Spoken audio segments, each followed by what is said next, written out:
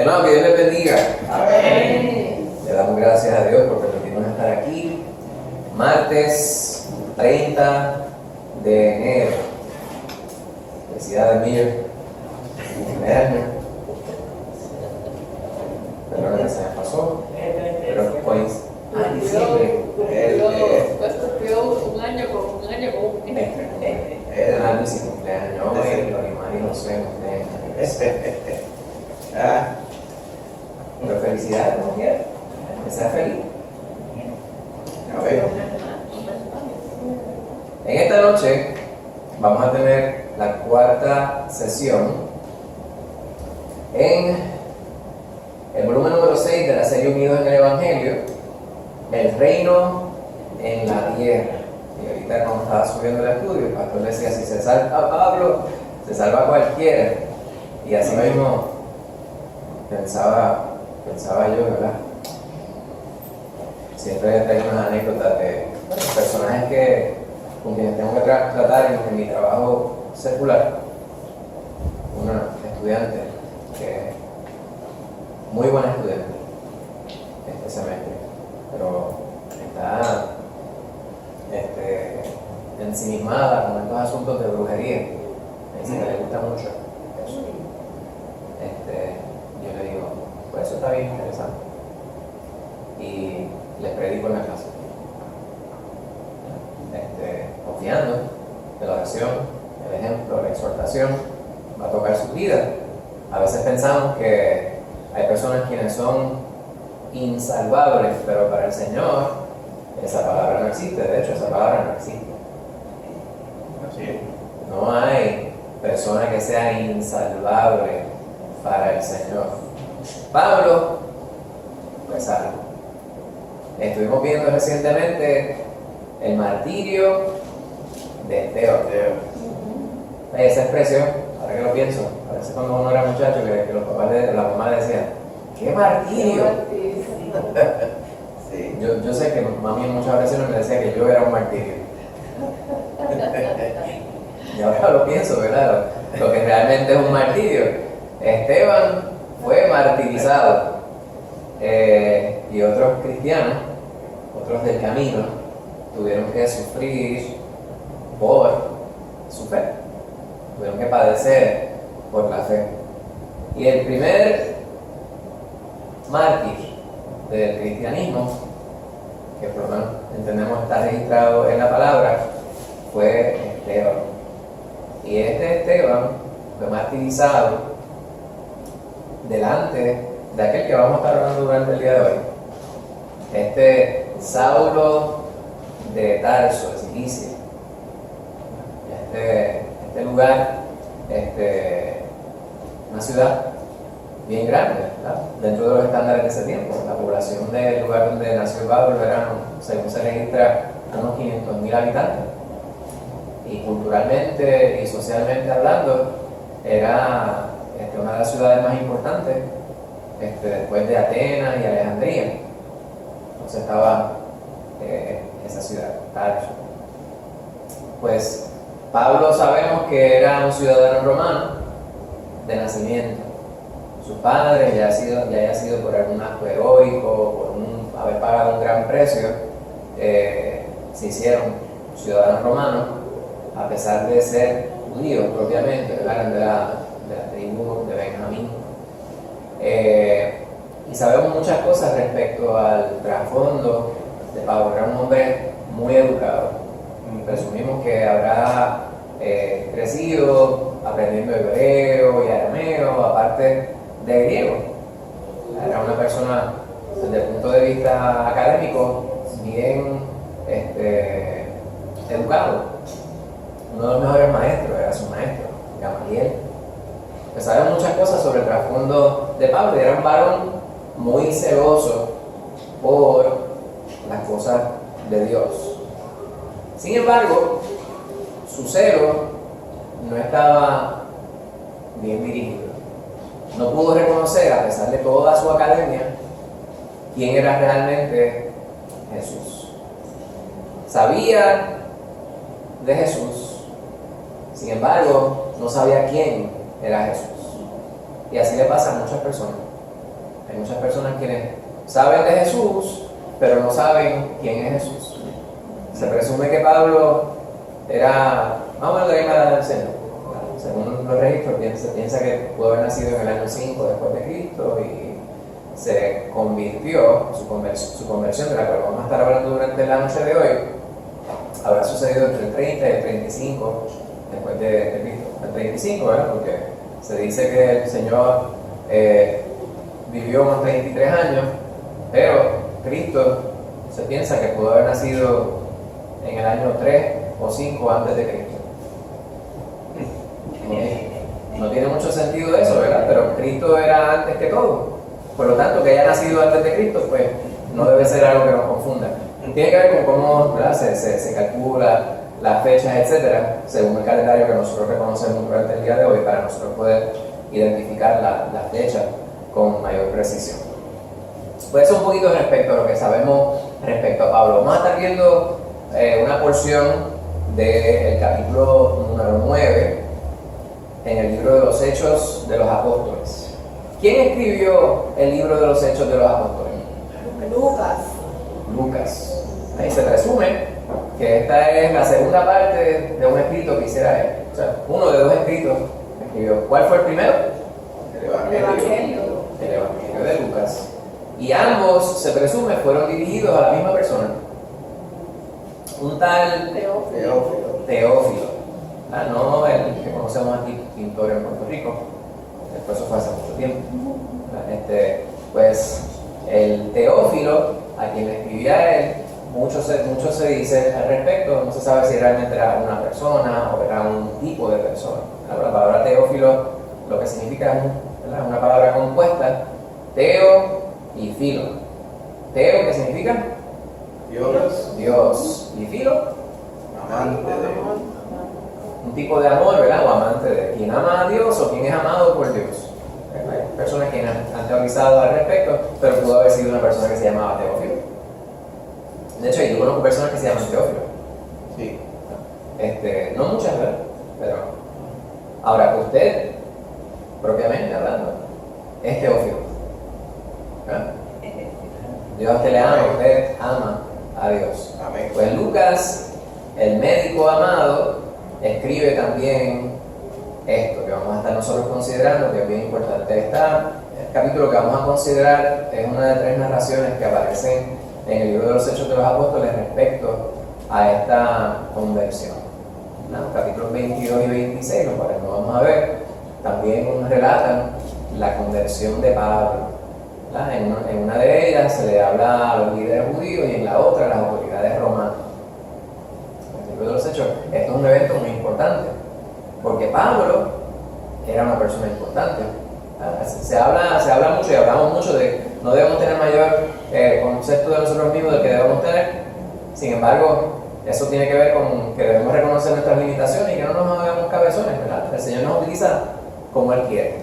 No es porque nosotros seamos la gran cosa, pero cuando vemos la figura de Pablo desde la perspectiva humana, al menos nos damos cuenta que tal vez, en muchos lugares se dice que tal vez él era la persona más importante que se haya convertido, aunque él no lo consideraba así. ¿Por qué? Desde muchas perspectivas hay evidencia. Pablo, el Señor le inspiró la mitad de los libros que nosotros conocemos en el Nuevo Testamento. Desde el punto de vista teológico, Pablo habla sobre la salvación por la fe y entiende cabalmente, ¿verdad?, este principio bíblico desde el punto de vista universal.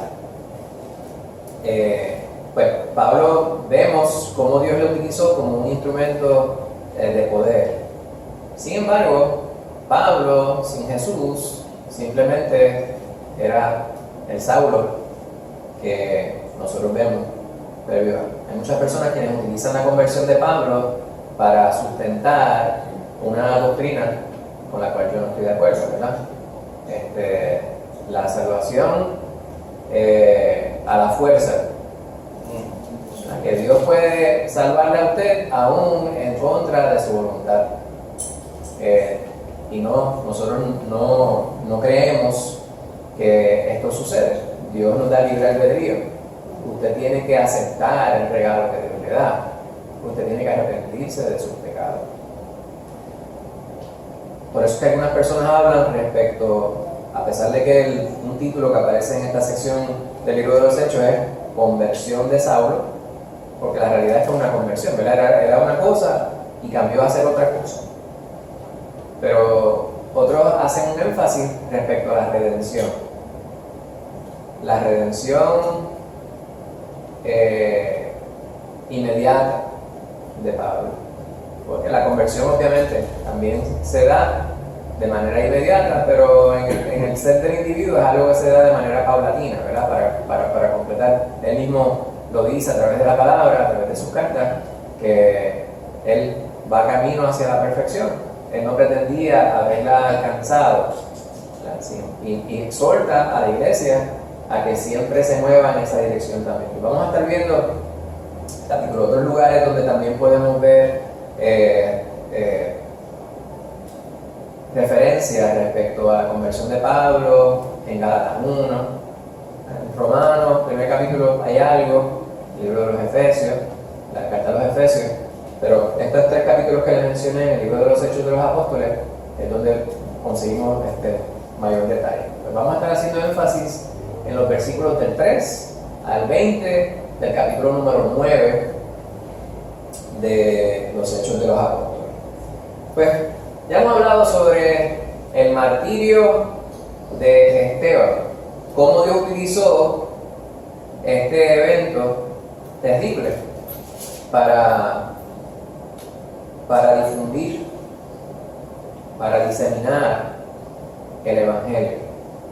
A mí se me hace difícil utilizar la palabra tragedia, o la palabra, cuando hablamos de tragedia, en principio, es un género que se estudia en el drama, comenzando con el drama griego, tal vez lo que usted estudiaba en la escuela superior o en la universidad, Esquilo. ¿Recuerdan las obras de Esquilo? Edipo, ¿verdad? Y vemos esta trilogía de obras de Esquilo, que tal vez fue uno de los dramaturgos más importantes durante el tiempo helénico, previo al Señor, 500 años antes del Señor, 300 años antes del Señor. La palabra tragedia habla sobre las limitaciones del individuo y en un desenlace en su vida del cual no tiene ningún tipo de opción sino que aceptar. Pues en el caso de Esteban, el desenlace no es uno fatalista, ¿verdad? Desde el punto de vista que nosotros lo vemos, la tragedia para el cristiano es inexistente de acuerdo con la definición que pudiera tener en la literatura o aún en el vocabulario que utilizamos a diario. O sea, para nosotros los cristianos, una tragedia está externa a lo que nosotros vivimos. Trágico es morir sin Cristo. Pero para Esteban, su muerte no fue una tragedia. Y eso es lo que se le hacía bien difícil internalizar tanto a Pablo como a muchos otros. Pues Dios utilizó ese evento para bendecir a la iglesia, para adelantar la obra que él había ya comenzado. Estos quienes estaban procurando apresar, aquellos quienes estaban, según ellos, blasfemando contra Dios, estaban siendo partícipes de la diseminación del Evangelio. Me pueden interrumpir en cualquier momento si ustedes gustan, si tienen preguntas, si quieren hacer una corrección. Pues este individuo, Saulo, era una figura central y es el que vamos a estar hablando durante el día de hoy, durante la noche de hoy. Amén. Su intención era acabar con todos ellos. Su celo lo llevaba a él. Lo cual me lleva a preguntar, ¿habrá un paralelo o pudiera haber un paralelo al día de hoy en lo que respecta a las acciones de personas quienes se pudieran llamar cristianos? ¿Estamos exentos como iglesia de cometer un error como el que cometió Pablo? Es una pregunta difícil, ¿verdad? Una pregunta que tenemos nosotros que considerar. Nosotros, ¿de qué manera? Y quizá una mejor pregunta es cómo podemos evitar cometer un error como el de Pablo. Esa es la pregunta que debemos formular, ¿verdad? Y la contestación es entrando en la palabra, siendo sensible al llamado del Señor y evaluando la vida de otros acorde a lo que haría Jesús a través del crisol de Cristo Jesús. Pablo estaba evaluando lo que él veía desde no solamente lo que él había aprendido de la palabra, sino desde su perspectiva. O sea, él estaba juzgando más allá de lo que la palabra le dice que él debía juzgar. Y ese fue un error serio que cometió Pablo al evaluar a los del camino. Pues, sin embargo, Dios utilizó a Pablo como un instrumento de poder aún antes de reconocerlo, y fue el partícipe de la gracia de Dios. Hay una novela secular que yo estoy en proceso de leer nuevamente. Un autor norteamericano se llama William Kent Kruger, ¿verdad? Y él escribe una novela que se titula Gracia Ordinaria, Ordinary Grace. Y esta obra pues, habla sobre la muerte, ¿verdad? Sobre la experiencia de un niño durante un verano, el verano de 1961, y la experiencia que tuvo con experimentar la muerte de primera mano. O sea, él no murió, pero vio personas muertas durante ese verano. El papá de él era un pastor, pastor evangélico, y creo que era metodista. Y él habla sobre la gracia terrible, God's terrible grace, ¿verdad? La gracia terrible de Dios. Okay. Mencionando la tragedia desde el punto de vista de Esquilo, el dramaturgo griego, es un principio que se habla, ¿verdad? A pesar de que él no era un hombre que practicaba la fe judía, sí hablaba sobre un Dios, un solo Dios, quien obraba de manera benevolente respecto a aquellos quienes le buscaban. Y la gracia de Dios es terrible en ese sentido. Para nosotros la palabra terrible no es una palabra bonita, pero la gracia de Dios obra sobre nuestras vidas de una manera maravillosa que debe provocar en nosotros terror. Así lo vemos y parece contradictorio, pero es así. Dios obra sobre nuestras vidas de una manera que nosotros no nos explicamos, y así mismo hizo Dios sobre la vida de Pablo. Ya hemos hablado un poquito respecto al trasfondo de Pablo, ¿verdad? De dónde era él. Sabemos su creencia. Era hebreo de hebreos, judío de judíos, fariseo de fariseos. Fíjense el cuarto punto, era un religioso acérrimo y se adhería a las normas más altas de la ley. Eso es bueno, ¿verdad? Cumplir con la ley. Pero si eso es lo que estamos haciendo, nos falta algo bien importante. Es aceptar todo lo que Dios nos dice, y algo que el Señor nos dice en su palabra es que tenemos que aceptar a su Hijo, ¿verdad? Para poder acercarnos a Él. Tenemos un solo mediador. Y Pablo entendió esto a tiempo, pero no sin antes cometer unos errores que pudo haber evitado si hubiese sido sensible al llamado de Dios de la manera que el Señor quería. Pues bien, ya todo esto lo hemos hablado, ¿verdad? En el marco contextual sabemos que Dios tenía un plan bien importante para la vida de Pablo. Vamos a ver 3 puntos aquí respecto a la vida de él. Primeramente, como fariseo, sabemos que fue educado para tal vez uno de los rabinos más importantes de la cultura judía de ese tiempo, Gamaliel. Y como cristiano, escribió, como acabamos de decir, más de la mitad de lo que nosotros conocemos como el Nuevo Testamento. Dios lo utilizó para poder llevar el mensaje a muchos lugares.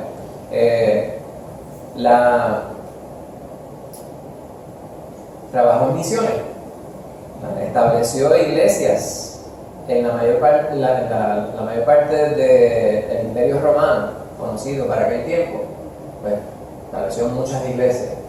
Pues fue un cristiano misionero y estuvo dispuesto a sacrificarse hasta lo último. Se entiende que fue también, tuvo que dar su vida por el Señor. Pues vamos a ver un vídeo y luego vamos a ir a unas preguntas puntuales respecto a lo que estamos viendo ahí para poder continuar el diálogo respecto a esto. A ver si sube. No sé si se ve. No se ve, ¿verdad?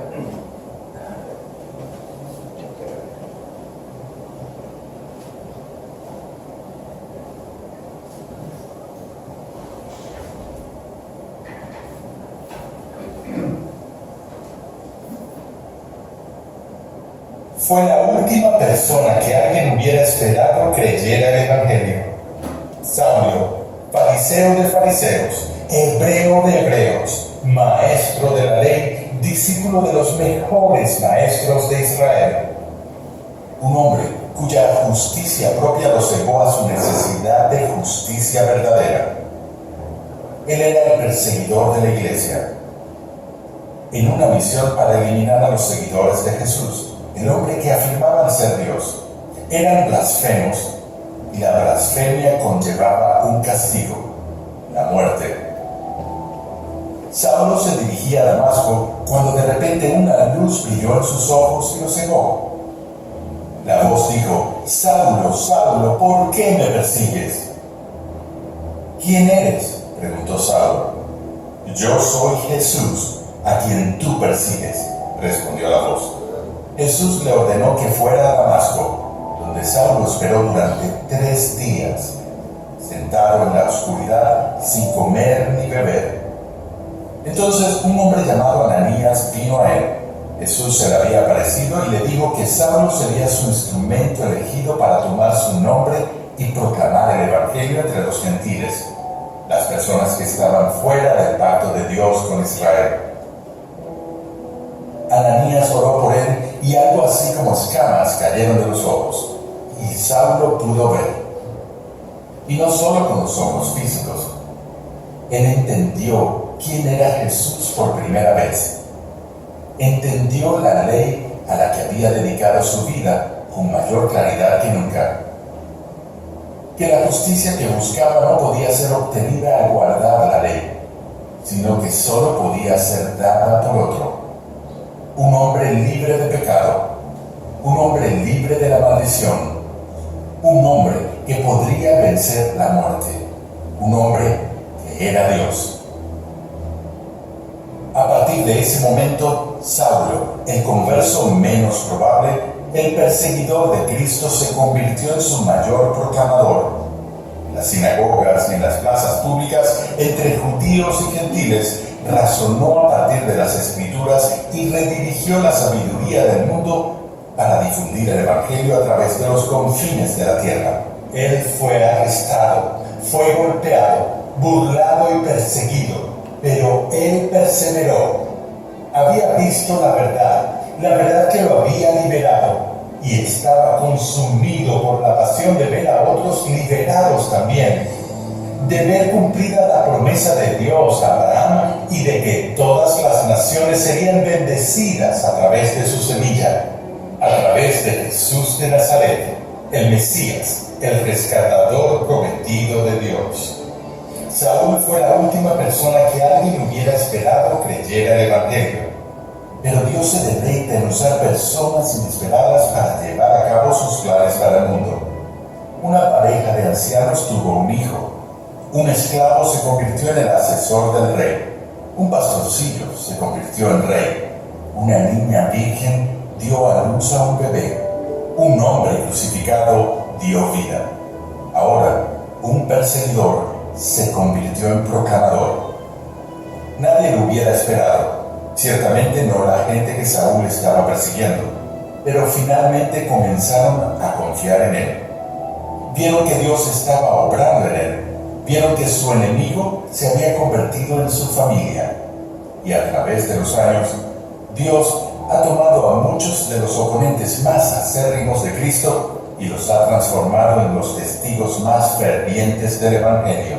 Esta es la sabiduría de Dios, sabiduría que parece tonta para el mundo, pero muestra la gloria de Dios. Sabiduría que muestra que ningún corazón es demasiado duro, que ninguna persona está demasiado lejos del alcance de Dios para que Él no pueda renovarlos. Sabiduría que transforma a la gente común, a las personas quebrantadas, pecaminosas, personas inesperadas, personas como tú y yo, y los invita a ser parte de su misión de redimir y restaurar el mundo.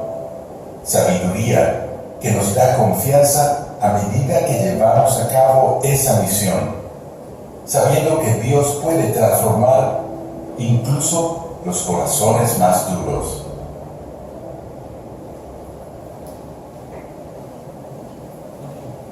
¿Ven? ¿Puede pensar usted en personas que usted decía que fulano de tal se convierte? Eso está. Obviamente, uno no se convierte.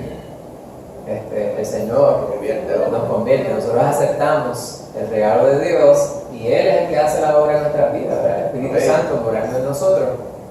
Pues fíjense, esta historia de Pablo para nosotros es tan y tan, la conocemos tan bien, que hay muchas cosas que muchas veces pudiéramos nosotros obviar. Vamos a ir a esta pregunta que tenemos aquí. ¿De qué manera debería el encuentro de Saulo con Jesús animarnos a compartir nuestra propia fe? Realmente no es el encuentro de Pablo, es nuestro conocimiento respecto a esa conversión, ¿verdad? En su vida. ¿De qué manera debería ser esto motivo de ánimo para hablar a otros respecto a lo que hemos recibido de Dios? ¿Usted ve paralelamente la salvación? El Señor puede salvar a cualquiera. A cualquiera. Amén. Amén. Y Él es el que transforma. Es que a veces uno piensa que uno es el que tiene que hacerlo. Y en verdad el Señor es el que hace la obra. Nosotros tenemos que poner el Evangelio. Y conocemos esto, ¿verdad? Lo que dice el pastor me parece, lo que está diciendo Lorian me parece que esto, yo estoy completamente de acuerdo. Sin embargo, mientras lo voy diciendo, también me doy cuenta que hay instancias en las cuales yo digo, fulano. Como uno no puede Puede haber una creer. excepción. ¿Verdad? Uno como que dice, Exacto. Él no va a aceptar. Por Uno eso. como que, pero es como uno ve a la persona de cierta forma, como que piensa, no, ¿Qué nos dice eso respecto a nosotros? pues poca fe. Habla sobre nuestra poca fe, pues habla sobre nuestra humanidad. La humanidad. Habla sobre nuestra humanidad, porque usted puede tener mucha fe, sin embargo, y usted sabe que aunque estamos hablando ahora, ¿verdad? Nosotros vemos la parte humana y aunque nosotros sabemos, la palabra nos dice que para Dios no hay nada imposible, por lo tanto, de la misma manera que Dios redimió a Pablo, a pesar de su gran crimen, de esa misma manera puede redimir a cualquier persona. Lo hizo con nosotros y nos perdona a nosotros. Pero hay una parte en nuestra humanidad que siempre quiere imponerse.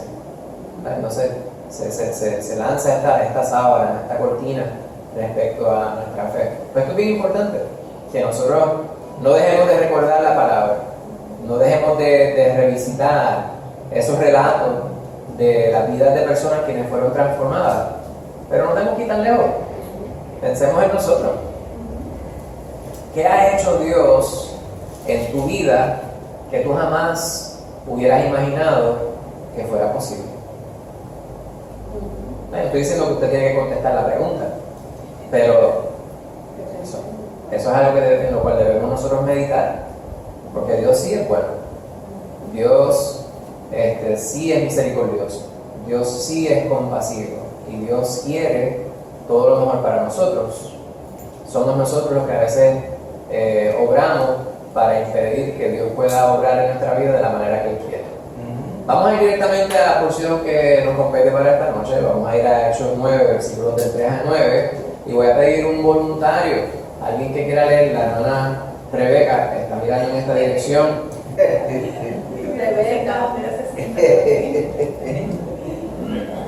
Para ver si están despiertos. Hechos 9, del 3 al 9.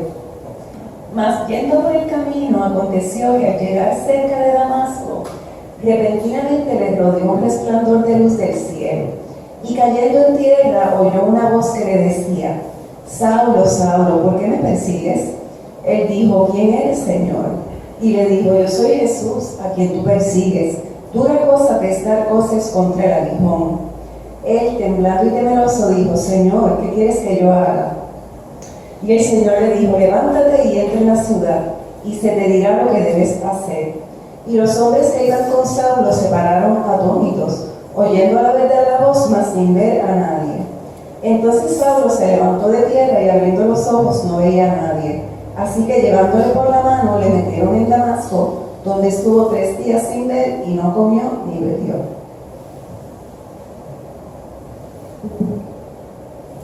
¿Cómo se estaba transportando Pablo para Damasco?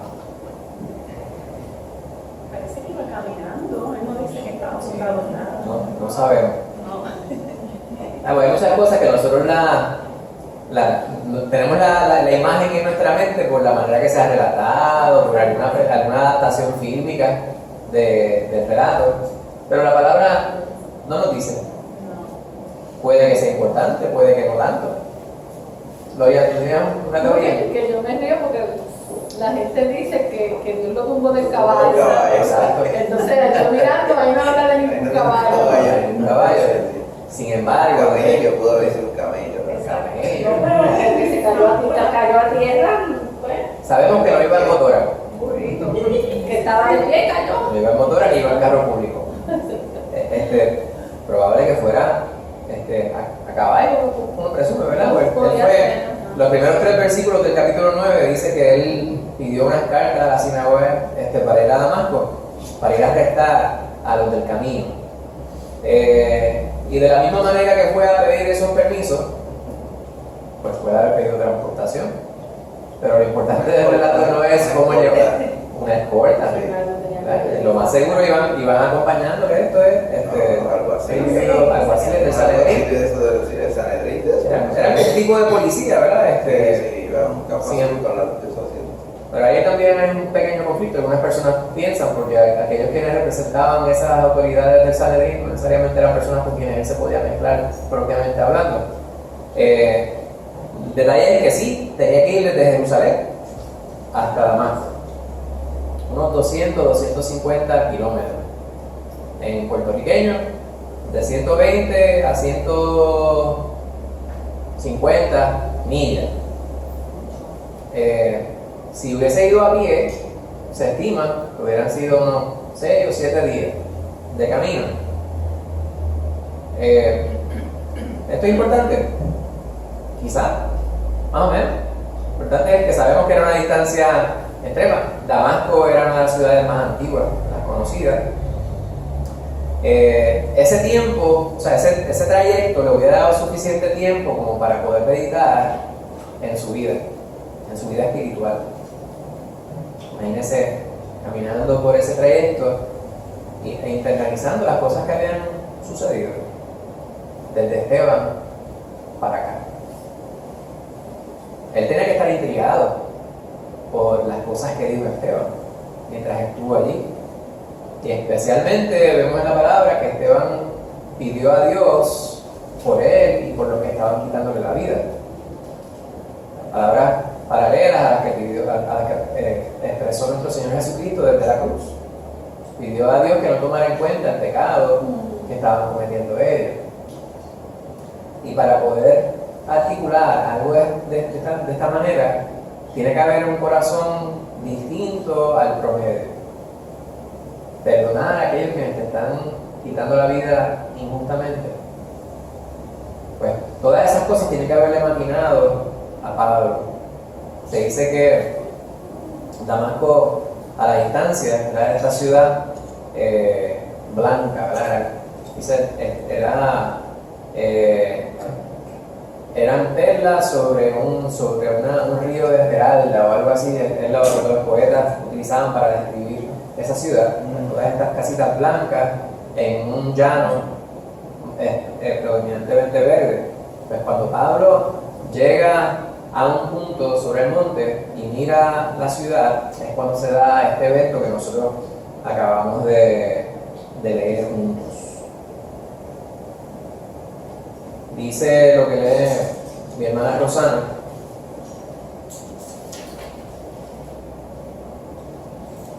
Dice: repentinamente les rodeó un resplandor de luz del cielo. Esto fue algo que él experimentó y los que estaban con él experimentaron. Sin embargo, el efecto en él fue distinto al efecto en los demás. Todos se quedaron atónitos. Todos quedaron de una sola pieza, como decimos nosotros, pero él cayó y pudo escuchar una voz. Todos los demás escucharon la voz. Algunas personas dicen que los demás quizás no entendieron lo que se le estaba hablando, pero ellos escucharon que sí se le estaba hablando a él, y él quedó ciego.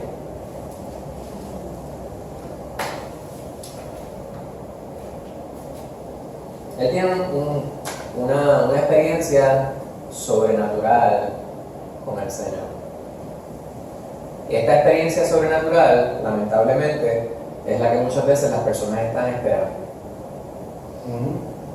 Las personas quieren una experiencia fuera de lo común. De otra manera, no pueden considerar que fue Dios el que se les acercó, el que les llamó.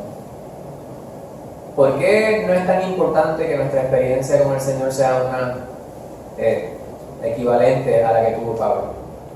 Esta es una pregunta liviana. Tienen 15.000 contestaciones a esta pregunta. ¿Por qué no es tan importante que la experiencia sea paralela a la que tuvo Pablo? Porque el Señor no siempre se revela de esa manera.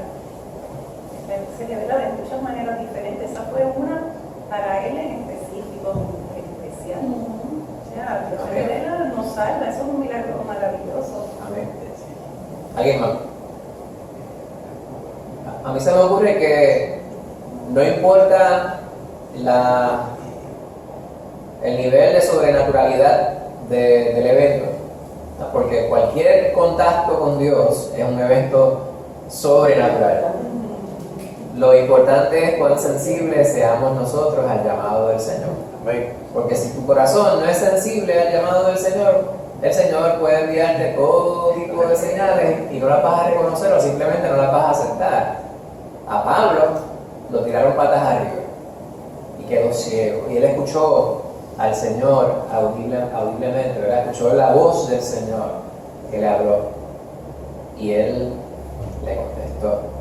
Muchas veces la expresión que utiliza Pablo la malentendemos, ¿verdad? A veces yo mismo digo, Pablo se refirió a Cristo Jesús como Señor. ¿Quién eres, Señor?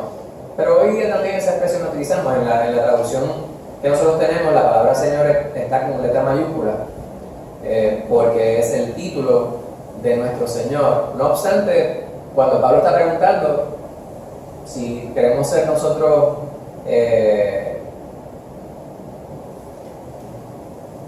precisos en nuestra interpretación de lo que está diciendo, la palabra Señor ahí realmente no es un reconocimiento de que aquel con quien él está hablando realmente es el amo, sino que es una persona con quien te vas a comunicar y merece un trato cortés, ¿verdad? Imagínense, te acaban de tirar patas arriba, te están hablando y te están cuestionando por qué me estás siguiendo, y él le dice, ¿quién eres, Señor? O sea, que la palabra Señor ahí es una palabra que se utiliza, lo estoy diciendo, ¿verdad? Porque muchas veces pudiéramos nosotros cometer el error de espiritualizar todas las cosas. No obstante, vemos nosotros que a través de las cartas de Pablo, ese sí se convierte en el título predilecto para referirse a Cristo Jesús, ¿verdad? El Señor, nuestro Señor, lo cual nos obliga a hacer la pregunta de qué significa que nosotros le llamemos Señor a Cristo Jesús. Aunque en el contexto de lo que estemos leyendo, Pablo no lo utilizó de esa manera, me parece a mí, pero de ahí en adelante sí. Cuando decimos que Cristo Jesús es nuestro Señor, yo sé que esta es una pregunta, ¿verdad? Tan y tan básica que usted dice, no la voy a contestar porque me ofende el intelecto. Contéstela como quieran, sea humilde. ¿Qué significa que nosotros llamemos a Cristo Jesús Señor? Nuestro dueño. El dueño. Nuestro dueño, Nos coloca a nosotros en perspectiva de que somos nosotros delante de Él. Por eso es que subrayamos la importancia de nosotros realmente saber qué es lo que estamos diciendo cuando lo decimos. Cuando utilizamos el nombre del Señor. Esa es la realidad de utilizar el nombre del Señor correctamente, de no utilizar el nombre de Dios en vano. No debemos utilizar el Señor para quejarnos, ¿verdad? Y lo hacemos. Ay, Dios mío. Pues, ay, Dios. Está bien, eso no está bien. Sin embargo, hemos hablado en otras ocasiones de que la realidad del uso del nombre de Dios en vano es cuando no estamos realmente considerando la importancia del nombre. Si decimos que Jesús es nuestro Señor y nuestra vida no refleja esa realidad, pues hemos utilizado el nombre de Dios en vano. Si nos referimos a Cristo Jesús como Señor, debería ser debe haber suficiente evidencia para que las personas puedan saber que nosotros realmente estamos sometidos a Él. En este momento, la sumisión de Pablo es una obligada por las circunstancias. Si alguien te domina, te tira contra el suelo y te deja ciego, pues no tienes nada más que tú puedas hacer.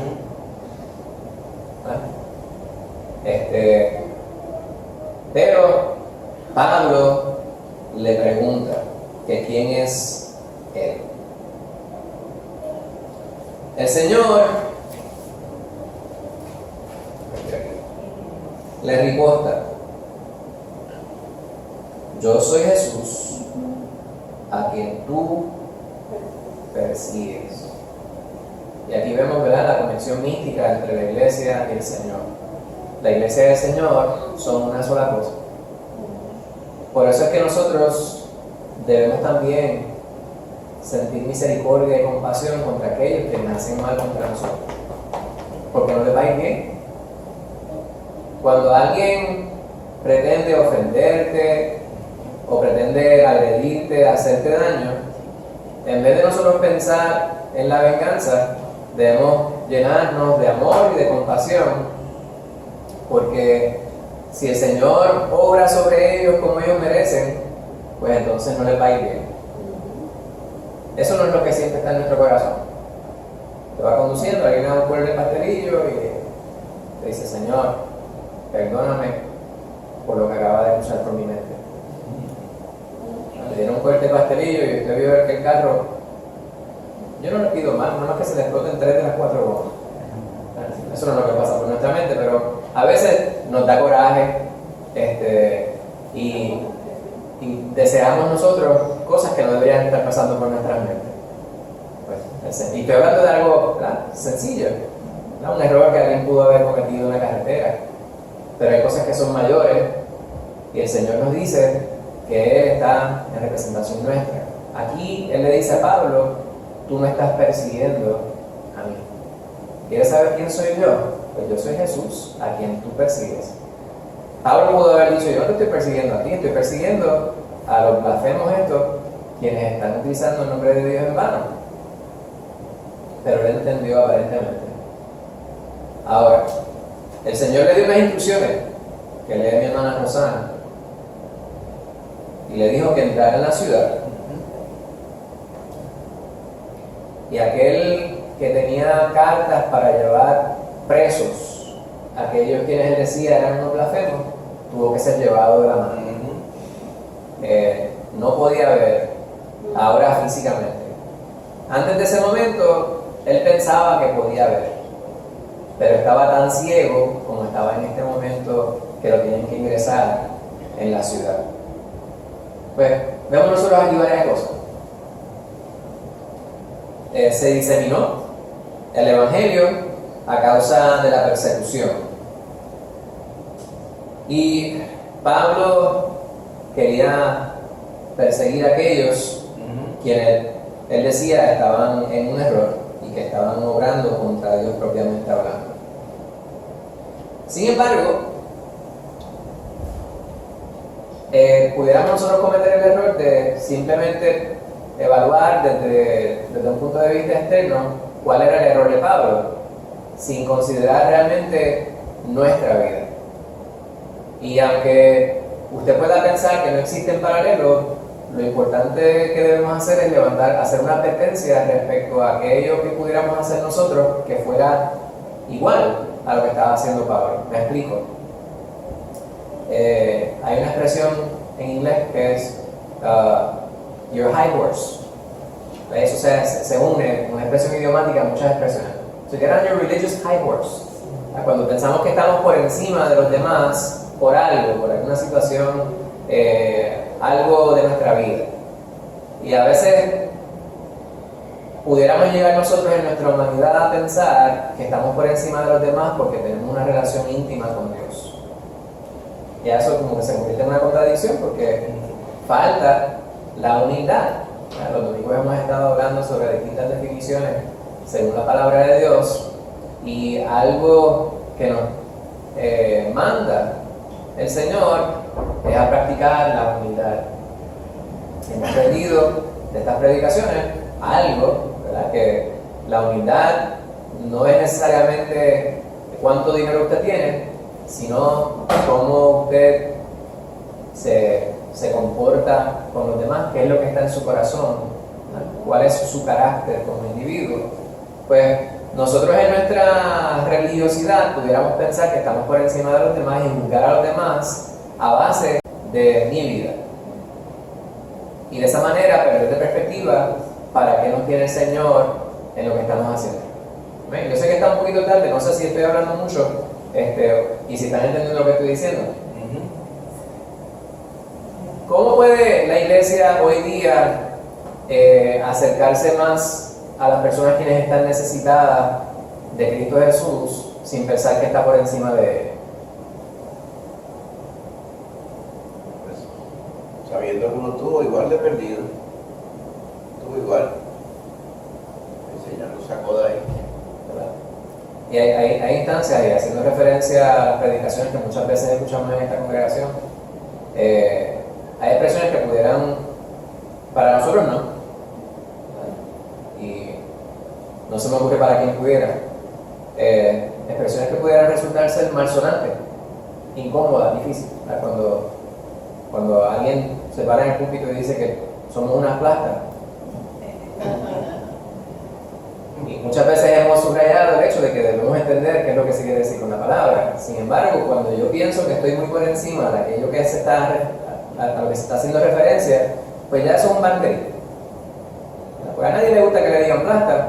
Sin embargo, cuando pensamos nosotros que estamos muy por encima de que se nos llame de esa manera, que no es la realidad, pues hay una situación respecto a mi autopercepción. Si yo sé que Dios me ve como algo precioso en sus manos, un instrumento precioso en sus manos, pero que me manda a que no tenga yo mayor concepto de mí mismo que el que debo tener, pues entonces tengo que estar claro que lo importante es cómo yo me proyecto hacia los demás en total sinceridad. Amén. Hay que ser genuino respecto a lo que vivimos. Si yo digo que yo amo a Cristo y que yo reconozco a Cristo en mi vida y que Él es mi Señor, pues mi comportamiento para con los demás debe reflejar precisamente ese amor del cual yo estoy hablando. Pues cuando miramos lo que Jesús hace en nuestra vida, debemos realmente considerar por qué es que lo hace y si nosotros realmente somos merecedores de tanto amor. Lo hace porque Él es amor, y la contestación a lo segundo es que no somos merecedores, no lo merecemos. Esa es la gracia terrible de Dios. Dios obra sobre nuestras vidas sin nosotros merecerlo, sin embargo, exige que nosotros obremos respecto a eso que hemos reconocido. Y así fue en la vida de Pablo, ¿verdad? Lo hace para mostrarnos quién es Dios mismo en nuestra vida. Y vemos nosotros en la interacción de Dios, de Jesús, con Pablo, que no hay nadie que sea insalvable. Vamos a ir a dos preguntitas aquí. Alguien que me lea esa pregunta. Hermano Héctor, ¿usted podría leer esa pregunta ahí bien fuerte? No la tiene que contestar, no la lea, porque la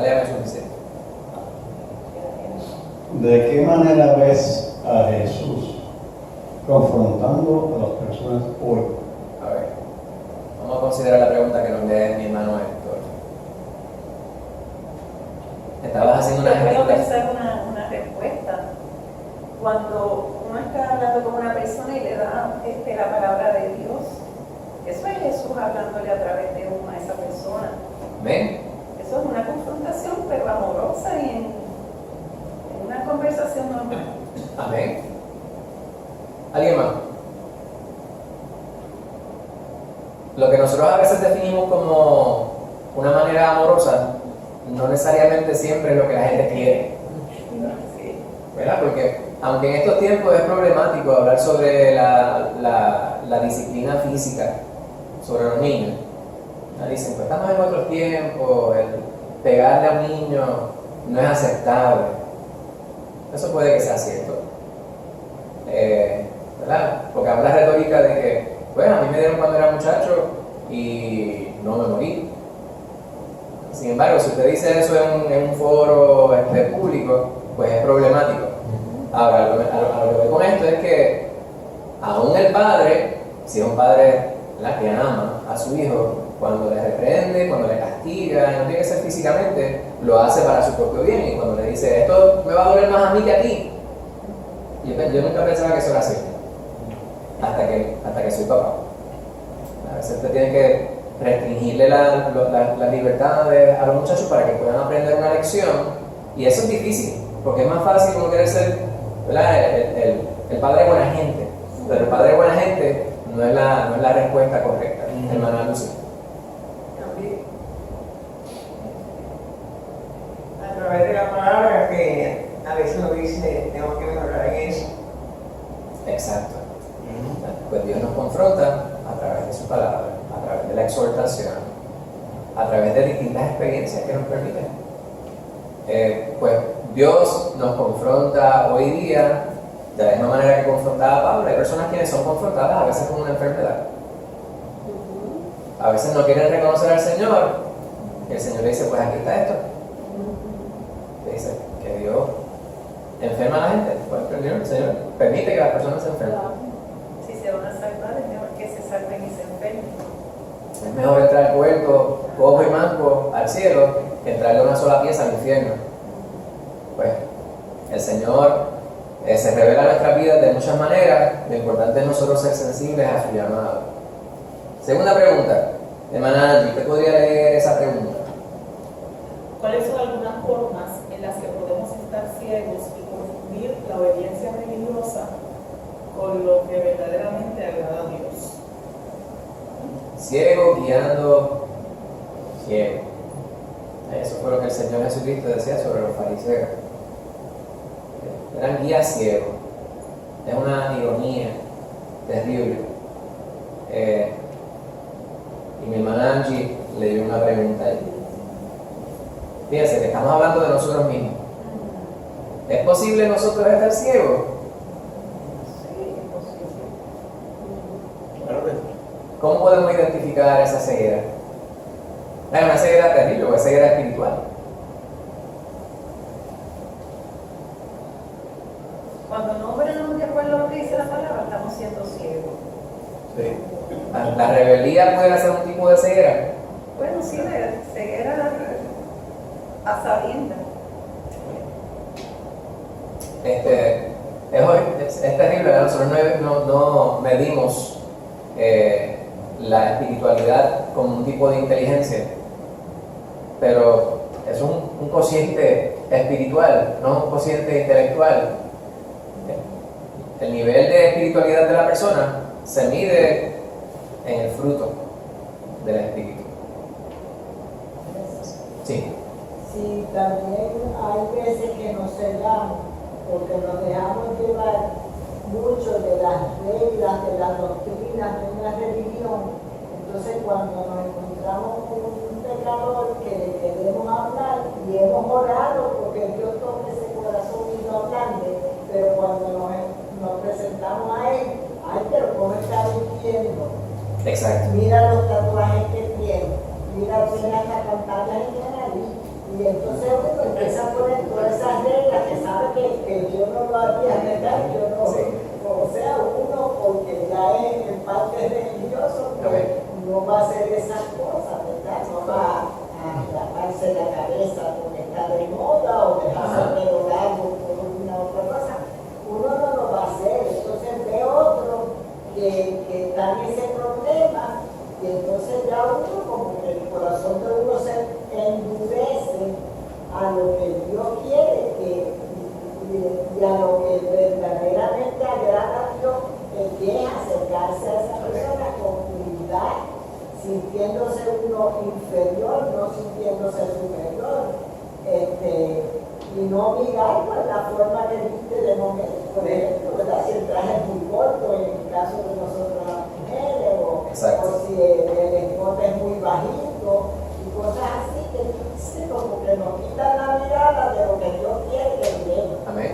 Cuando vamos a la palabra del Señor, ¿verdad? En Santiago, pasaje que nosotros citamos mucho, en Santiago 1:22 dice, pero sed hacedores de la palabra, no tan solo oidores, engañándoos a vosotros mismos. Y más adelante dice, la religión pura y sin mácula delante de Dios es esta: visitar a los huérfanos y a las viudas en sus tribulaciones y guardarse sin mancha del mundo. Muy importante que en inglés hay una expresión idiomática que es put your money where your mouth is. O sea, usted debe obrar acorde con lo que usted dice, que usted cree. Si usted predica algo, pues su vida debe manifestar que usted realmente cree eso que usted está diciendo. No todo debe ser simplemente, como dirían en el campo, un embeleco, algo para embellecer, algo para llenar el ojo de quien está viendo. Porque ¿de qué le sirve a usted ponerse una ropa limpia y perfumarse si usted lleva 3 semanas sin bañarse? Puede que usted pase por el lado de alguien y diga, huele a mucho perfume. Puede que después de 3 semanas el perfume como que vaya perdiendo su efecto. Se ve bien, pero se ve. Exacto. Pero cuando evaluamos la vida de la persona nos damos cuenta de cuáles son las imperfecciones que pudiera haber. Y todos somos imperfectos. No obstante, el Señor nos manda que nosotros seamos obedientes a Él y eso debe verse. Vamos a ir a la próxima porción. En Hechos 9, versículos del 10 al 16. Alguien que de manera voluntaria quiera leer esa porción. Manuel, ¿usted quiere leerlo? Hechos 9, 10 al 16.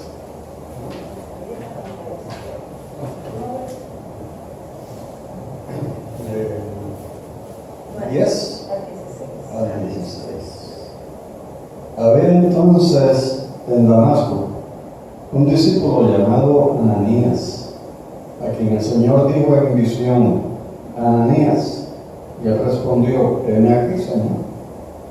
Y el Señor le dijo, levántate y ve a la calle que se llama Derecha, y busca en casa de Judas a uno llamado Saulo de Tarso, porque aquí él ora, y ha visto en visión a un varón llamado Ananías, que entra y le pone las manos encima para que recobre la vista. Entonces Ananías respondió, Señor, he oído de muchos acerca de este hombre, cuántos males ha hecho a tus santos en Jerusalén. Y aún aquí tiene autoridad de los principales sacerdotes para prender a todos los que invocan tu nombre. El Señor le dijo, ve, porque instrumento escogido me es este, para llevar mi nombre en presencia de los gentiles y de reyes y de los hijos de Israel, porque yo demostraré cuánto es necesario padecer por mi nombre. Está bien bonito eso. ¿No he terminado? Sí, ya. Sí, ¿Ah, sí, ya? una tarea sencilla que se le dio a Ananías. Iba a ir allí y hablar con Pablo. Fácil, 2 o 3 pasitos, quizás estaba dentro del pueblo. No es que tuvo que ir desde Jerusalén hasta Damasco. Él estaba allí ya. ¿Por qué no era una tarea fácil? Por la fama que tenía ya, Pablo. Leemos esta porción y vemos las palabras y decimos, sí, pero era Jesús mismo hablándole a Ananías. Y obviamente es una experiencia distinta, sin embargo el Señor a nosotros nos habla. Quizás nuestra experiencia al escuchar a Jesús no es la misma que tuvo Ananías, ni la misma que tuvo Pablo, pero no deja de ser una experiencia escuchando la palabra de Dios. ¿De qué manera nos habla Jesús hoy en día? ¿De qué manera yo puedo escuchar la voz de Jesús? En su palabra, cuando la leemos. Cuando oramos también, uno siente como que Dios le está diciendo a uno algo. Amén. Tú sabes, según lo que uno ha estudiado de la palabra. El Señor inquieta a uno, vamos a decir esta palabra. Porque el Señor inquieta a uno también a hacer cosas. Y cuando la predicación es basada en la Biblia, ¿verdad? Como si tuviera que explicar eso, ¿verdad? Pero sabemos que eso sí es necesario decirlo. La predicación que está centrada en la palabra de Dios no es que es puramente anecdótica, porque hay personas quienes hablan sobre la importancia de ser buena gente y puede que estar unos 40-45 minutos hablando sobre la importancia de ser buena gente, pero no hay referencia a la Biblia y todo el mundo se fue feliz, pues escucharon y dijeron sí, estoy convencido de que todo habló de ser buena gente y voy a ser buena gente, pero la predicación debe estar centrada en la palabra de Dios. De otra manera simplemente es un pep talk, no sigo un libro de autogestión, de automotivación. Pues cuando nosotros escuchamos a Jesús, lo podemos asociar, podemos escuchar a Jesús de diversas maneras, las cuales ustedes han presentado. Estos dos seres de los que estamos nosotros hablando escucharon a nuestro Señor Jesucristo de manera audible.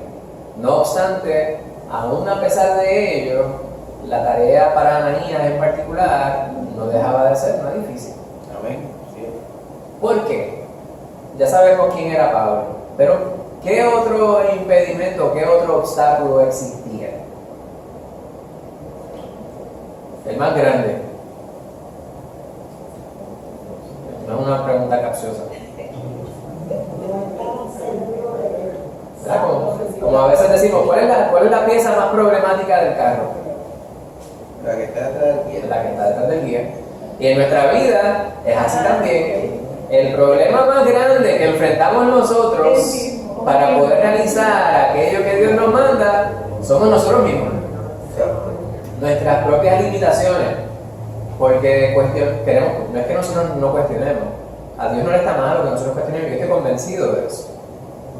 Sin embargo, Dios me muestra a través de su palabra cuál es su verdad y a mí me toca confiar. Pues Ananías le preguntó, ¿cómo compara Ananías con Jonás? Vamos a ver. ¿Cómo compara Ananías con Jonás? No, parecía que no quería ir a hacer eso. Esto es lo que Ahí comenzó. Los dos estaban más o menos dubitosos. No dijo directo que no, pero cuestionó la orden, ¿verdad? Vamos a decir. Pues hay una comparación. Ajá. ¿Qué más? ¿Qué otra cosa vemos? Un contraste, ¿verdad? Sí, pero él como que verificó, pero fue. Exacto. No fue hizo como aquel lo escuchó y se quedó callado y intentó desaparecerse. Pues primero que Jonás no cuestionó.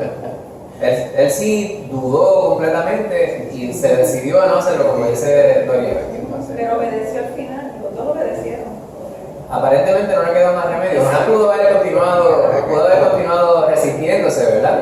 Pero Dios hay una enseñanza en ello. No es que Dios nos arrastra a hacer lo que nosotros no queremos hacer. De hecho, yo pienso que a pesar de que terminó todo raspado, como decimos en el campo, fue de bendición para él.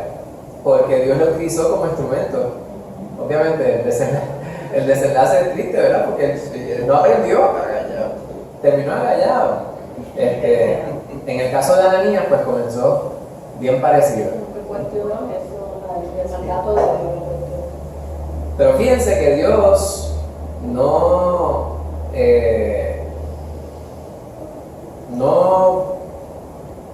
vio con malos ojos, para así decirlo, lo que cuestionó Ananías. Porque Ananías fue genuino.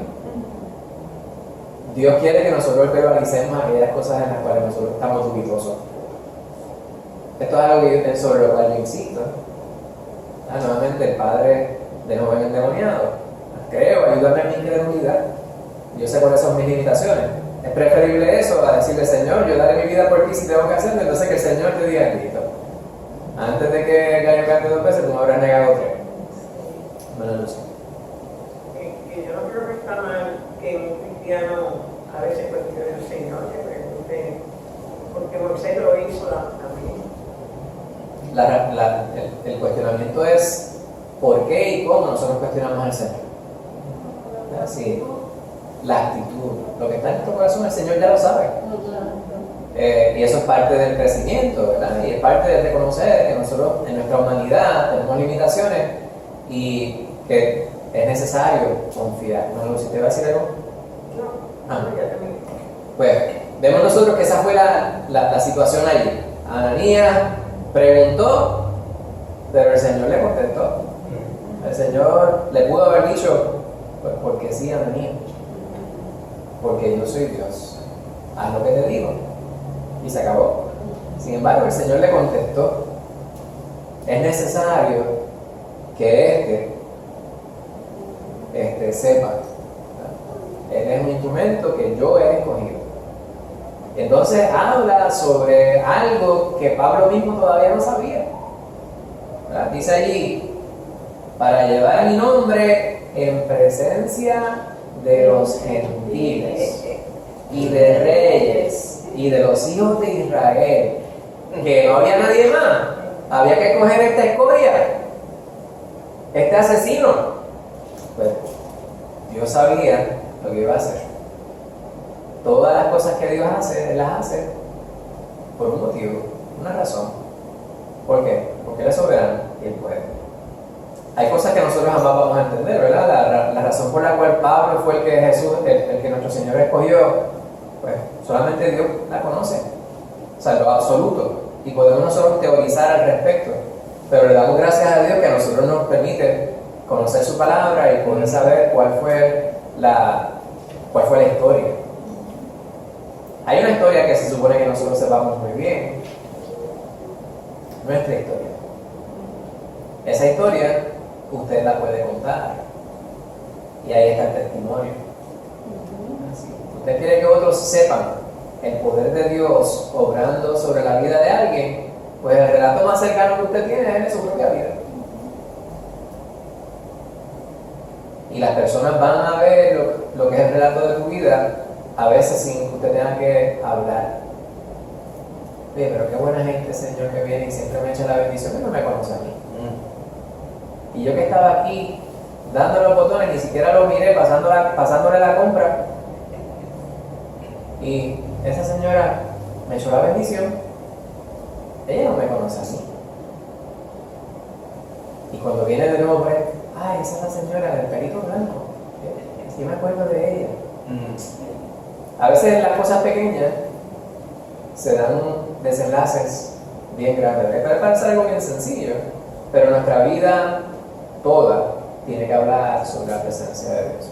Pues Ananías Dios lo utilizó para poder alcanzar o para llevarle la bendición adicional a Pablo. ¿Había más gente? Sí, había más gente. ¿Pudo haber escogido a otra persona? Definitivamente pudo haber escogido a otra persona, pero Dios decidió que fuera él. Y vemos el resultado. Ese es el spoiler, que usted conoce el resto del Nuevo Testamento y ve todas las cartas que Dios le inspiró a Pablo y podemos ver su trayectoria. 2 preguntitas. Solemos pensar que Dios nos envía a predicar el Evangelio a los no creyentes. Eso es lo que nosotros a veces pensamos. Queremos ir a salvar almas y eso es lo que es parte de nuestra labor. Llevar la palabra a los que todavía no han creído. La pregunta aquí es, ¿cómo nos envía también a otros creyentes? O sea, estas preguntas son tan y tan sencillas, son tan y tan obvias la contestación que no voy a ni siquiera contestar, que la contesté.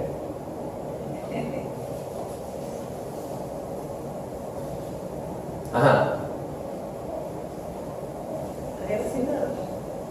Dios manda también a discipular y el discipulado es a los que ya son creyentes. Aquí mismo nos congregamos. Aconsejar también. Dios nos está mandando a otros creyentes. Pero, ¿sabe qué? Y este es un detalle, ¿verdad? Estamos hablando sobre el error que pudiéramos nosotros cometer respecto a evaluar la vida de otros desde una perspectiva equivocada. Pero también lo contrario suele suceder. Me explico. A veces concluimos que alguien, porque tiene la etiqueta de algo, pudiera hacer eso de lo cual tiene la etiqueta. ¿Sí? No todo lo negro es morcilla. No todo lo que brilla es oro. A veces hay instancias en las cuales las personas sabemos que va a una iglesia y por lo tanto es cristiano. Y no siempre eso es así. Pues recibimos la palabra del Señor aquí. El Señor nos permite alcanzar a otros creyentes dentro de nuestra congregación. Pero también el Señor quiere que nosotros tengamos, que alcancemos a aquellos quienes pudieran pensar que están en el camino, pero están desviándose. Hay asuntos que son doctrinales, sobre los cuales nosotros a veces evitamos hablar. No obstante, hay veces que son tan y tan marcados que es necesario denunciarlo. Para dar un ejemplo liviano y algo que todavía sucede al día de hoy. Esta doctrina que ha estado de boga por los últimos años, que es la de declarar. ¿De qué? Declarar. Declaro prosperidad sobre tu vida. Declaro que Dios te sana. Envió la palabra, dicen. Envío la palabra. Y para sanar dicen, envió la palabra. Ya es verdad. Y ¿verdad? Esa es la ultra fe. Pero ¿y cuando no se da el milagro por el cual están pidiendo? A que no tuvieron fe. Eso es un problema, ¿no? Entonces es necesario que nosotros, yo digo, la palabra que utilizo es denunciar, pero es aclarar según acorde con lo que es la Escritura. La palabra nos dice que nosotros debemos creer la palabra, creerle a Dios, pero Dios es soberano y Él bendice a quien quiere bendecir, no bendice a quien no quiere bendecir. Hay situaciones con las cuales vamos a tener que vivir, cuyo desenlace es el que nosotros no quisiéramos, sin embargo, debemos esperar en el Señor. ¿Verdad? Y aunque Él nos quitara la vida, como dice Daniel, en Él esperaremos, como dicen los amigos de Daniel. ¿Verdad? El Señor puede librarme del horno de fuego, pero aunque no lo hiciera, no nos inclinaremos ante tus dioses, ante tu estatua. Pues, en nuestra vida, en el 2024 todavía debe ser así. Debemos nosotros llevar la palabra, que es única, de manera íntegra a aquellos quienes entendemos están en un error. Y esto se puede hacer en amor, hermano. El problema es que muchas veces entramos en debates estériles con personas quienes no están dispuestos a escuchar. Eso mismo, que no están dispuestos a escuchar. Ese problema. Ese es el detalle. Pero parte de nuestra labor es llevar la palabra, no solamente a aquellos quienes sabemos que no están caminando con el Señor, sino a aquellos quienes pudieran pensar quienes están caminando con el Señor, pero están en un error. ¿Es fácil? Usted conteste la pregunta. ¿Cómo han acudido aquí otros creyentes como hizo Ananías con Saulo? Y usted va a decir nunca, ¿verdad? Porque usted no ha ido a una persona que Dios le haya tirado de su caballo y esté ciego en el Damasco. Pero es paralelo, ¿verdad? Y esto es para que usted pondere en ello, que no me tiene que decir la anécdota. Pero es algo que usted debe cuestionar. ¿Habrá habido un momento? Y la pregunta es, ¿yo aproveché ese momento? Pues, contestando o no contestando la pregunta, hay una exhortación implícita en la pregunta. La exhortación es, no desaprovechemos las ocasiones o las oportunidades que tenemos para poder aclarar aquellas verdades que hemos aprendido en la palabra. Estamos puestos nosotros para hacer luz y sal. No solamente para alcanzar la vida de aquellos quienes aún no han conocido al Señor, sino también para exhortar, ¿no? Para reprender, ¿verdad? En amor del Señor. Vamos a la última porción. Lorian, ¿podrías leer esos últimos versículos?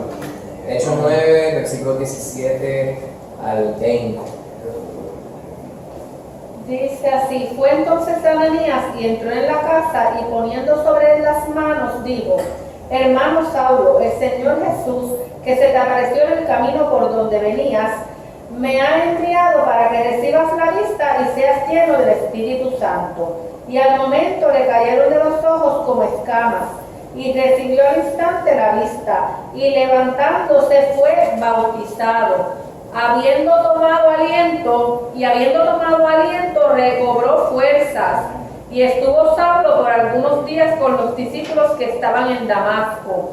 Enseguida predicaba a Cristo en las sinagogas, diciendo que este era el Hijo de Dios. Amén. Eso fue una redención, una conversión inmediata. Una palabra importante que aparece ahí, estoy seguro que se subraya en el estudio que ustedes hicieron respecto a este pasaje, es cuál. ¿Cuál es tal vez una de las palabras más importantes que dice Ananías que impacta la vida de Pablo? Hermano.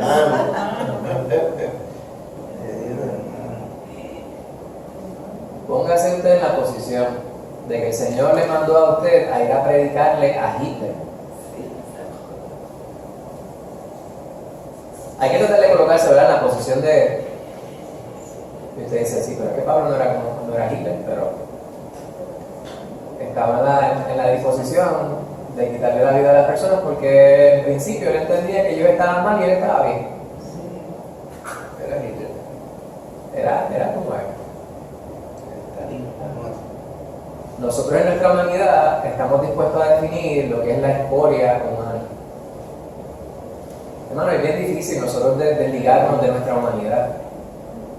Porque hablamos sobre la palabra y creemos la palabra y queremos obedecer a la palabra, pero tenemos que reconocer por eso nuestras limitaciones.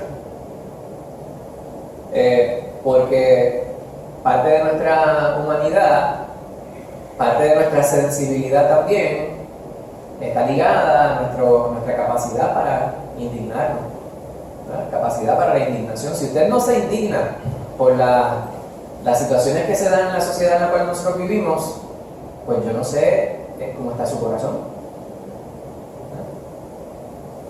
Y esa indignación muchas veces nos lleva a tramar en nuestras mentes al menos en contra de aquellos quienes pensamos deben ser sometidos a la justicia. Y eso no está completamente mal, pero quien tiene la palabra final es Dios.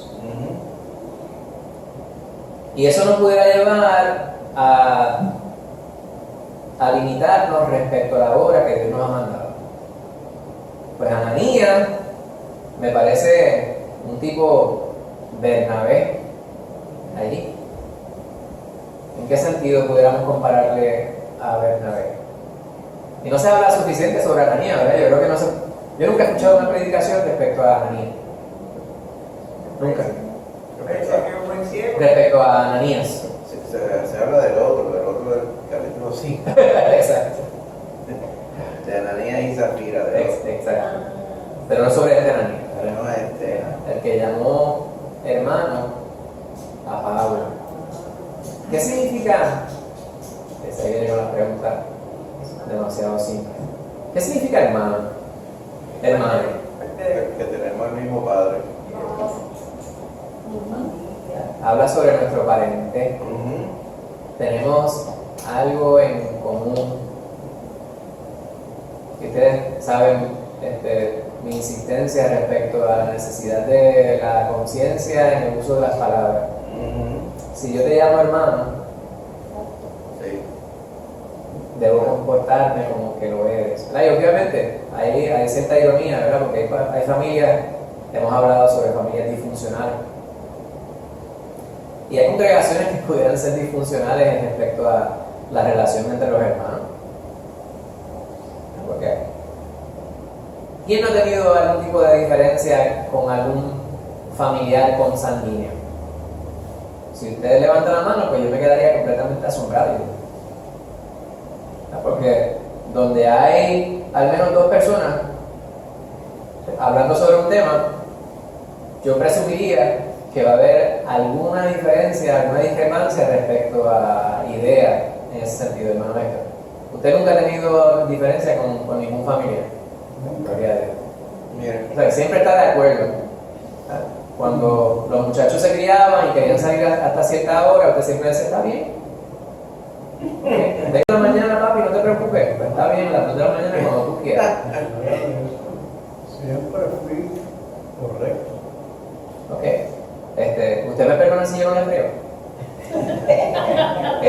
Porque la realidad es que en nuestra humanidad siempre va a haber algún tipo de discrepancia.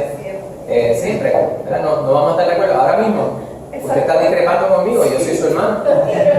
Así que usted acaba de ilustrar que yo estoy en lo cierto. Hermana Lucía. Pablo también tuvo con Bernabé. Con Bernabé. Pablo y Pedro. Y con Pedro. Con Bernabé se separaron.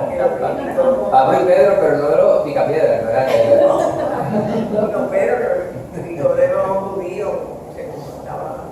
Exacto. A lo que vamos con esto, y pues admiro mucho a mi hermano Héctor, que nunca ha tenido discrepancia con ningún miembro de la familia. Puede haber diferencias dentro de las mejores familias, puede haber diferencias en la iglesia de Dios, ¿verdad? Porque si algo debemos estar de acuerdo, y esto es como un cliché, es que podemos estar en desacuerdo. Sin embargo, es necesario juntos buscar la verdad.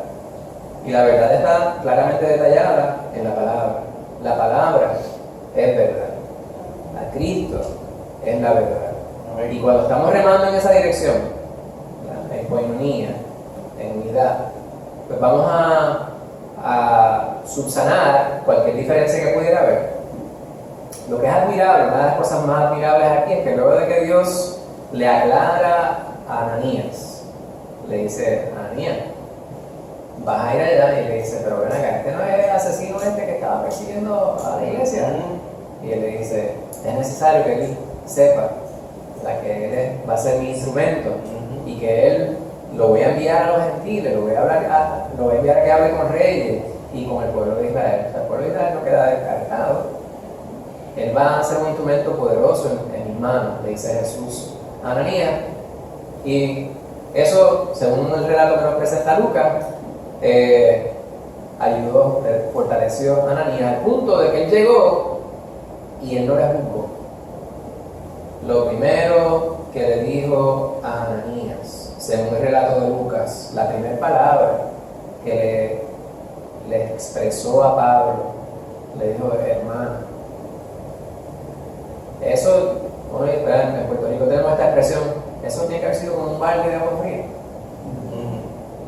¿Cuántas cosas Lucas no nos dice, verdad? Y quién sabe si Pablo habrá hablado sobre esto con él. Yo recuerdo cuando Ananías llegó allí, la primera palabra que me dijo fue: hermano. Primero Esteban me perdonó y oró por mí antes de que yo lo matara. Pablo no le lanzó piedras a Esteban, pero él estaba de acuerdo con su muerte, hermano. Ella me preguntó qué posición tenía Pablo en la muerte de Esteban. Él sería líder de todos. Sí, se entiende que Parece que sí. porque pusieron, cuando hablamos sobre ese pasaje, ¿verdad? Le pusieron la ropa a sus pies.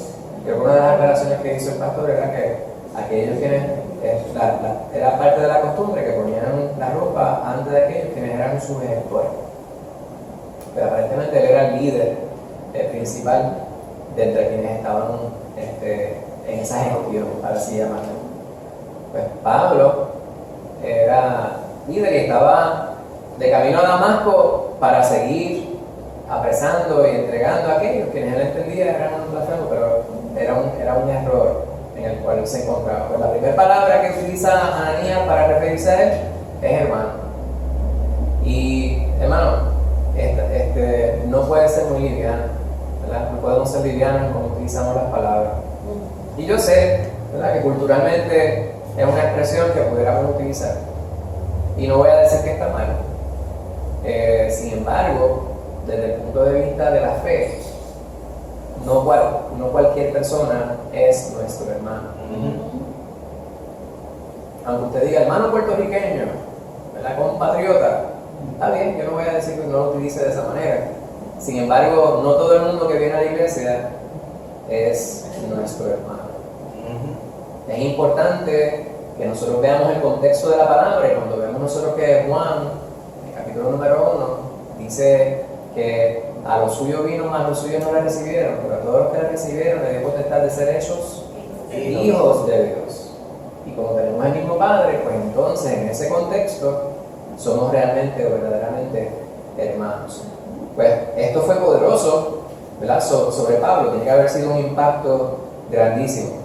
Tal fue así que de inmediato dice que recobró la vista. No dice que le cayeron unas escamas de los ojos, pero ¿cómo escamas? Esta explicación, Lucas era médico. Esto es, pasó algo físico. O sea, no simplemente fue que él pudo ver, fue que hubo algo físico. Y la descripción que él provee es que algo cayó de sus ojos. Y él pudo recobrar la vista inmediatamente, al instante.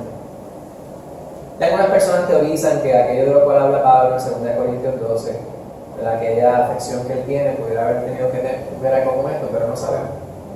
No sabemos.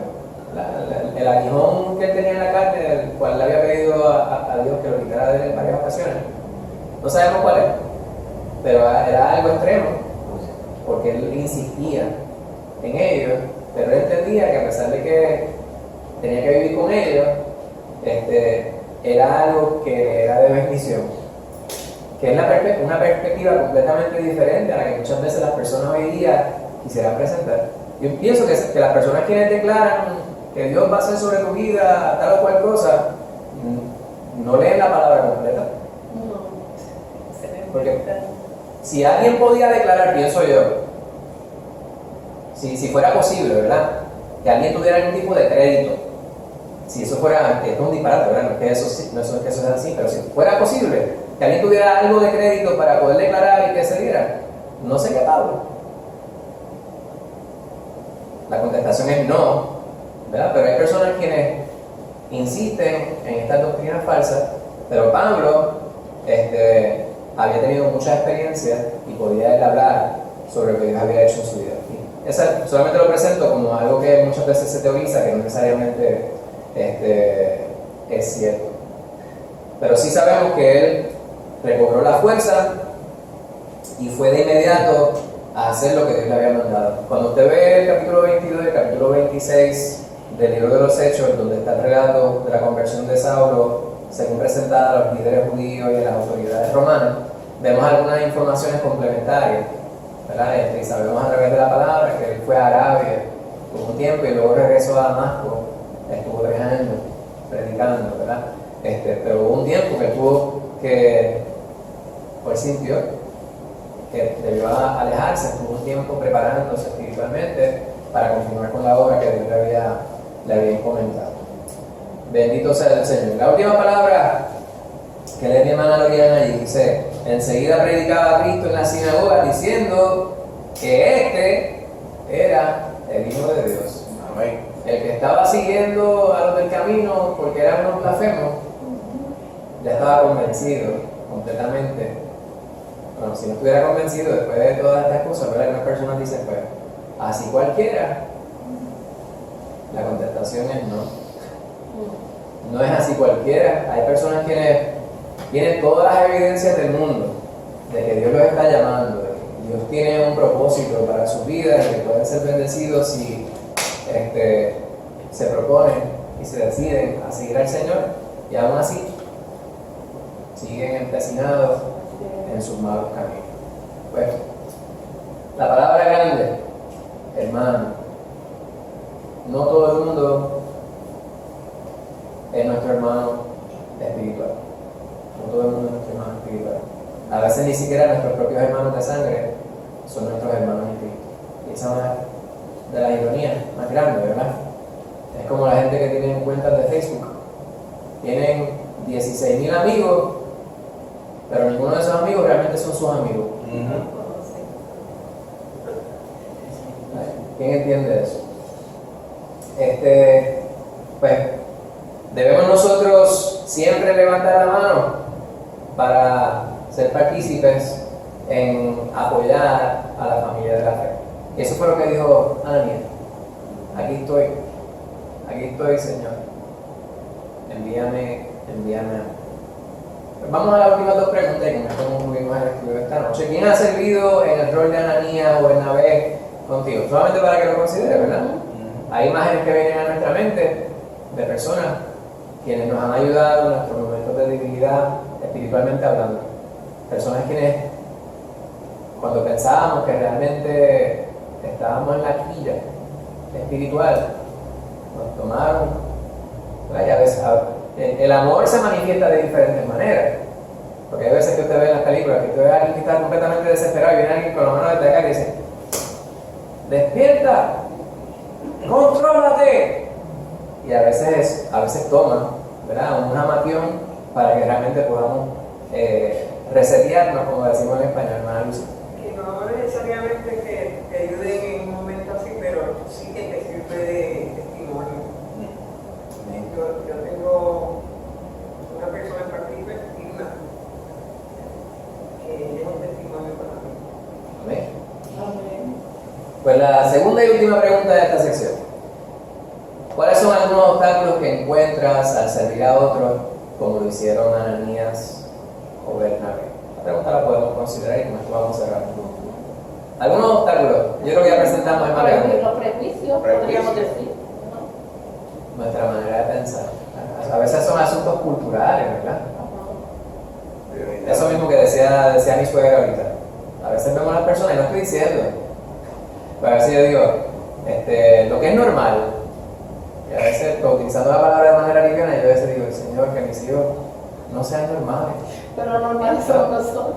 Cuando nos dirán que. Por eso. Porque no es lo normal, no es lo normal, ahora es al revés. Es que la palabra normal lo que significa es ser la norma. La norma hoy, como dice mi suegra, es que tiene 16 pantallas en la cara, en la nariz, en la ceja, en todos lados. No hay un solo espacio en su cuerpo donde no tengan tinta añadida. Y estoy diciendo eso, ¿verdad?, como una crítica. Sin embargo, hay instancias en las cuales eso pudiera ser un obstáculo para nosotros allegarnos a ellos y llevarles la bendición, que es lo que dice mi cuñada, ¿verdad? Dice Dorian. ¿Cuáles son otros obstáculos? ¿Verdad? Nuestro prejuicio es lo que dice Dorian.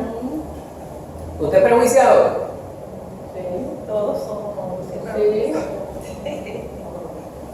Manuel, esto no es prejuicio. Es lo que quería hablar a la contraria. Pues nosotros tenemos que identificar, ¿verdad?, cuáles son nuestras limitaciones, cómo es que nosotros vemos el mundo y no todo el mundo ve el mundo de la misma manera. Y hay ciertas cosas que sí podemos negociar. We can compromise, como dicen en inglés, algunas cosas. ¿Verdad? Que si algunos no comen lechón, pues usted se reúne con ellos, no come lechón. Exacto. Algunos no toman jugo de uva o no toman jugo de limón, pues no tome jugo de limón con ellos, tome agua.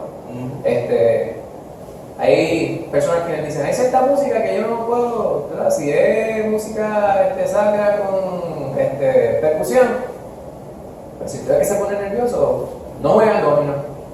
Hay algunas cosas que las podemos negociar, hay otras que no. Pues eso es importante. ¿Algunos otros obstáculos? ¿Tú estabas diciendo algo? No, yo lo que decía es eso, generalmente uno busca por lo que Amén. Pues algo que hayamos aprendido de la lección de esta noche, que usted se lleva, algo importante que usted dice: si algo me sirve el haber repasado este pasaje en el capítulo 9 de Hechos de los Apóstoles, es tal cosa. ¿Qué usted se lleva como aprendizaje? Si no me dice una sola cosa, nos quedamos hasta las 10 de la noche hasta que nos digan una. Dios puede salvar a cualquiera. ¿Perdón? Que Dios puede salvar a cualquiera. Dios salva, ¿verdad? No hay persona que sea insalvable. Si Dios salvó a Pablo, como decía el pastor antes de comenzar el estudio, salva a cualquiera. Si me salvó a mí, algo más. ¿Habían dicho algo? Que está escuchando muchas personas. ¿Perdón? Una enseñanza. Amén. ¿Amén? ¿Alguien más? Que Pablo no se cayó de ningún caballo. Pablo no se cayó. Que la palabra no lo dice, ¿verdad? Puede que haya caído de un caballo o de un camello. Lo que sí sabemos que no cayó de una mora. Pues Dios obra sobre nuestra vida y su intención siempre es rescatarnos del lago de fuego. Amén. Y Él quiere que esto sea la realidad para toda persona. Si lo hizo con Pablo y vemos el poder de Dios manifestado en su vida a través de la palabra, lo hizo con nosotros, puede hacerlo con cualquier persona. Así que nuestra perspectiva respecto a aquellos sobre los cuales Dios va a orar debe ser: todo el mundo es un creyente en potencia. Y ¿sabes? Estaba pensando también que el Señor pudo usar a un discípulo de él que estuvo con él y Pablo no estuvo con él. O sea, que Dios tuvo un propósito porque Dios lo tuvo que enseñar, porque él no fue testigo ocular. Amén.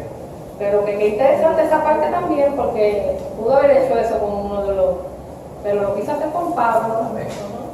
Y ese que estaba abogando principalmente por la pureza judía, para así decirlo, Dios le dijo: tú vas a ser instrumento de poder en mí, te voy a enviar primero a los gentiles, a los que no son judíos. Sin embargo, le regresó también, ¿verdad? A los judíos, a reyes y al pueblo de Dios. La semana que viene vamos a ver la hermana Lucy. ¿Verdad? Cuando Pablo se fue de Asia, estuvo muchos años en Asia, ¿verdad? En su viaje, su viaje en Arabia. Sí, se dice que estuvo como unos 3 años, estuvo unos 15 años y regresó y tuvo como 3 años en Damasco. Antes era misionero. Tuvo como 15 años antes. Más adelante dice que no aprendió el evangelio con los apóstoles, sino que fue revelado. El Señor. Exacto. Cristo Jesús mismo le reveló. Sí, estuvo mucho tiempo en preparación, Sí, aparte. Regresa, pero estuvo luego 3 años en Damasco. Eso nos habla sobre no la cantidad de tiempo que debemos nosotros dedicar de manera individual a la preparación, pero sí subraya que parte de la responsabilidad de todo creyente para acercarse a otros en integridad, ¿verdad? Es la preparación individual. Y cuando decimos individual es preparación y estudio serio, íntimo con el Señor de la palabra principal. Amén. ¿Alguna otra pregunta, comentario, duda, queja, corrección? ¿No? La semana que viene vamos a ver la sección número 5, la recepción de la misión. Su asignación para ese día es leer hasta el capítulo número 13 del libro de los Hechos, ¿verdad? El enfoque es Hechos 13 del 1 al 12, pero es importante que nosotros veamos qué es lo que nos lleva hasta ese relato. Amén. Le invito a que tengamos una palabra de oración para concluir nuestro servicio. Padre amado, te damos gracias por la bendición de este tiempo que nos permite redimir. Amén. Gracias, Padre Santo, porque tú eres el dueño y el dador de todas las cosas buenas. Te bendecimos, Señor. Ayúdanos, Padre amado, a siempre tener la mentalidad correcta respecto a todo lo que tú nos mandas. Ayúdanos a tener intimidad contigo todos los días. Y a ser arrojados, mi Señor, en la obra que tú nos has encomendado, confiando en que tú nos darás la capacitación para poder hacerlo de la manera que tú deseas sea hecho. Ayúdanos a ser como Ananías, mi Señor, a poder obrar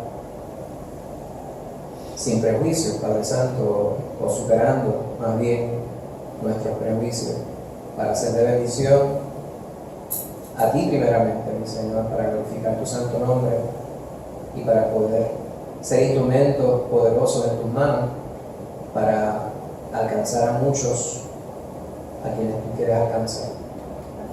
Te imploramos por los hermanos, Padre Santo, que no pudieron estar con nosotros en esta noche. Te imploramos que tú seas con ellos, que tú los bendigas, les cuides, les protejas. Sea propicio a sus necesidades, mi Señor. Amén. Y por aquellos quienes estamos aquí, te pedimos una bendición especial también. Que tú grabes esta palabra en nuestras mentes, en nuestros corazones, que nos permita ser arrojados en la práctica de tu palabra y que en todo, mi Señor, podamos ponerte a ti primero. Te pedimos ahora que tú nos lleves con bien a este lugar, nos protejas en el camino hasta nuestros hogares y que podamos tener un buen descanso en esta noche para el día de mañana, si es tu voluntad, podamos continuar haciendo aquello que tú nos mandas. Te lo pedimos todo dándote gracias en el nombre de Cristo Jesús. Amén. Amén. Que Dios les bendiga, hermano.